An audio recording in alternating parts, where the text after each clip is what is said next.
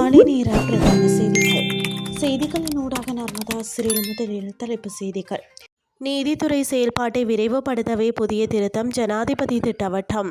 கனடாவுக்கு பாடம் புகட்ட வேண்டிய நேரம் இது, இட்டம் வெளியிட்டுள்ள அறிவிப்பு. இனி விரிவான செய்திகள். நாட்டின் நீதித்துறையை முடுக்கிவிட்டு மக்களுக்கு விரைவான நீதியை வழங்குவதற்கான அரசியலமைப்பில் 22வது திருத்தம் கொண்டுவரப்படுவதாக ஜனாதிபதி அனுரகுமார திசாநாயக்க தெரிவித்துள்ளார். தேசிய மிலாதுன் நபி விழாவில் கலந்து கொண்டு உரையாற்றிய போதே அவர் இதனை குறிப்பிட்டார்.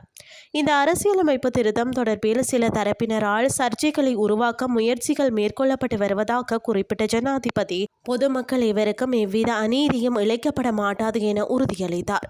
நீதிமன்றங்களில் வழக்குகள் பல ஆண்டுகளாக தேங்கி கிடப்பது குறித்து கவலை வெளியிட்ட அவர், 2006ஆம் ஆண்டில் தாக்கல் செய்யப்பட்ட வழக்கிற்கு 2026ஆம் ஆண்டில் தீர்ப்பு கிடைப்பதையோ அல்லது 2006ஆம் ஆண்டுக்கு பதிலாக 2017ஆம் ஆண்டில் தாக்கல் செய்யப்பட்ட வழக்கு 9 ஆண்டுகளாக ஒரு சாட்சியம் கூட விசாரிக்கப்படாமல் இருப்பதையோ சுட்டிக்காட்டினார்.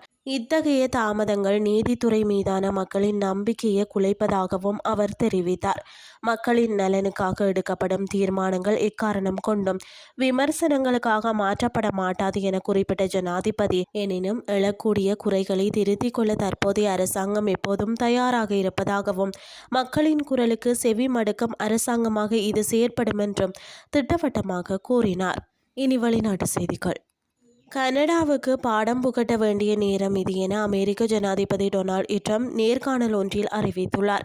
கனடாவிடம் இருக்கும் பொருட்கள் இல்லாமல் தங்களால் சமாளிக்க முடியும் என்றும், சில பொருட்கள் தற்காலிக சிரமத்தை ஏற்படுத்தினாலும் அவற்றை வேறு நாடுகளில் இருந்து பெற்றுக்கொள்ள முடியும் என்றும் ட்ரம்ப் தெரிவித்துள்ளார்.